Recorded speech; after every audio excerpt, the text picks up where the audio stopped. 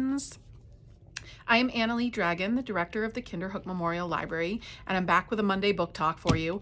And I'm excited because we have new books and we haven't done one of these in a while. So I thought I would share. I haven't even gotten to catalog them yet, although by the time you watch this, I will make sure that they are in the catalog for you to check out and borrow. So I'm going to go through some of our new books that I ordered them. They just literally came out of the box, nothing like a new book. And so I'm going to go through them and hit the highlights for you. And I will put the covers at the end in case you missed them. I know the glare on the camera is not always great for taking notes on which books we're discussing. So I'm going to start out. And I think the theme this week is like new books from some of your favorite authors. So that's exciting. And I think a lot of them time this to come out around the holidays because they make excellent gifts. You could always preview them at the library, or if you don't get the gift you want, you can borrow them from us so that you don't have to go out and purchase it. That's the best secret of libraries, right? So the first book I wanted to talk about is a Janet Evanovich book. It's a new one in her Stephanie Plum series, which if you have read those, it's the main character is Stephanie, and there's been a number of them. And so this is the newest one. It's called Fortune and Glory. So shiny. And it is Tantalizing 27, so it's part of her numbered series, so it's clearly the 27th of those books.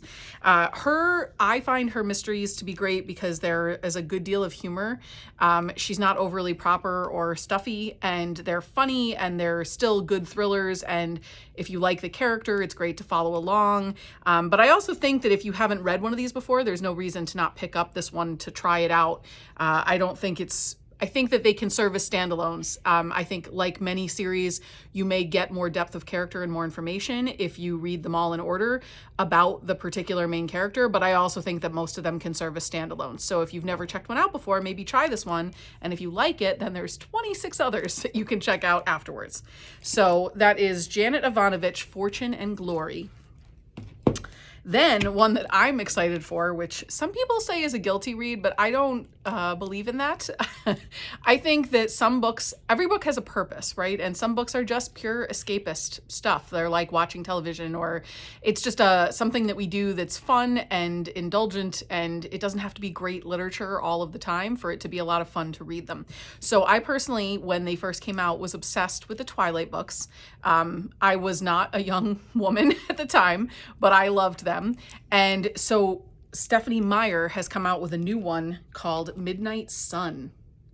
And this one follows all of the characters from the Twilight saga. It comes after Breaking Dawn was the last one, full book. And it's all of the same characters that we know and love.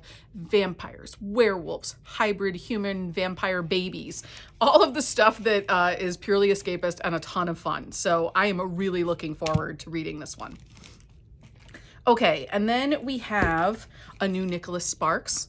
So he has written one called The Return. So it's a romantic tradition of Dear John. He returns with the story of an injured Navy doctor and two women whose secrets will change the course of his life. So many people that I talk to love Nicholas Sparks because his books are like a warm cup of tea. They are reassuring. They do tug at your heartstrings. There is some tears, but they're kind of if you love Hallmark movies, if you like that sort of feeling, all of the feels, Nicholas Sparks is great for that. So he writes really touching stories, usually involving some sort of love story, a lot of times around family. There's a lot of emotion. They're not like fast-paced murder mystery kind of books, which is especially around the holidays, a really reassuring thing. And I think particularly in this year of craziness, these books can be really comforting. So check out maybe Nicholas Sparks's The Return. All right, and in the same sort of vein of feel-good escapism, we've got a new Ellen Hilderbrand book. It is called Troubles in Paradise, and wouldn't we all just love to be that woman on the beach in a hammock right now? Because it is cold outside, it is December here, we're dealing with the pandemic, we're coming up on the holidays, which are a hard time for a lot of people. I think laying on a beach sounds lovely right about now. Since we can't do it, maybe we'll just read about it. So This is part of a series that she has written, the Paradise series. And it says, travel to the bright Caribbean one last time in the dramatic, satisfying conclusion to the nationally best-selling Paradise trilogy.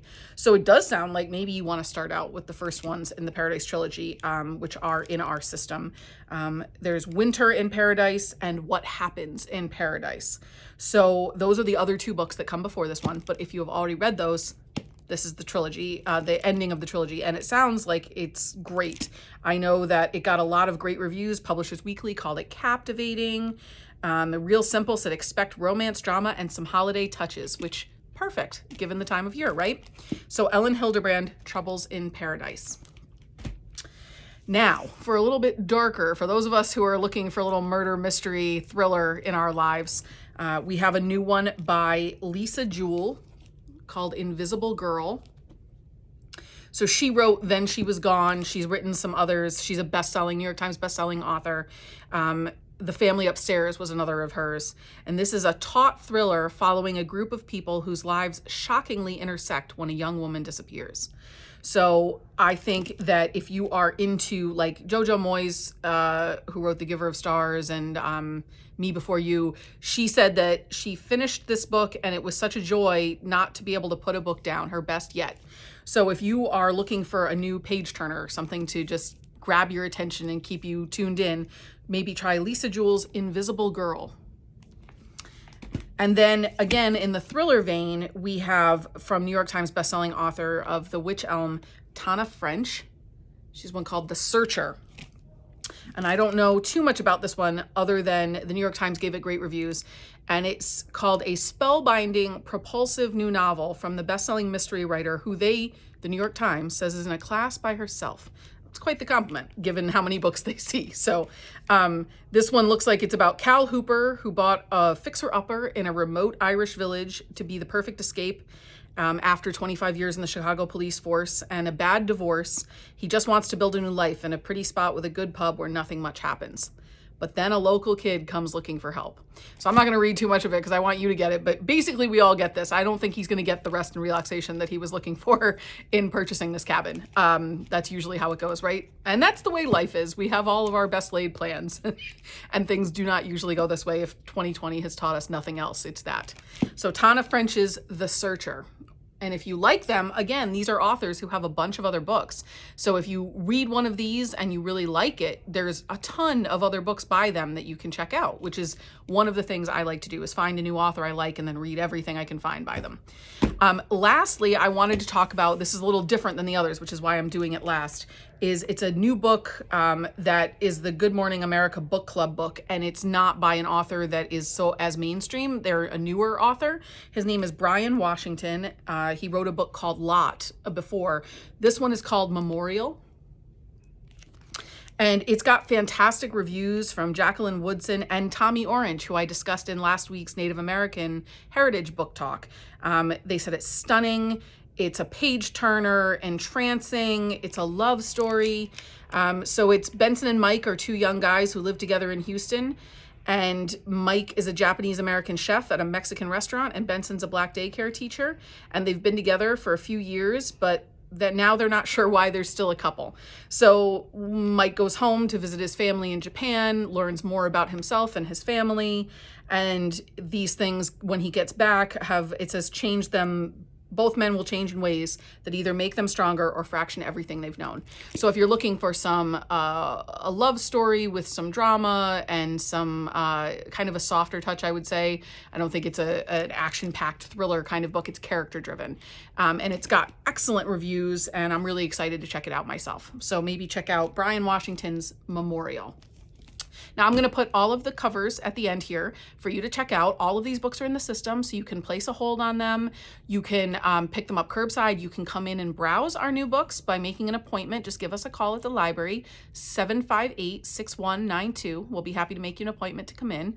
And if you're wanting to stay at home, and I kind of recommend that, and stay safe, you can always use curbside service and call us if you want me to pick out some books for you. You can just give me some idea what you like, and I'll be happy to pull some books for you from my own collection here. So I look forward to talking to you again next week. Welcome to December, and all the new books are here waiting for you. We'll see you next week. Bye, everyone.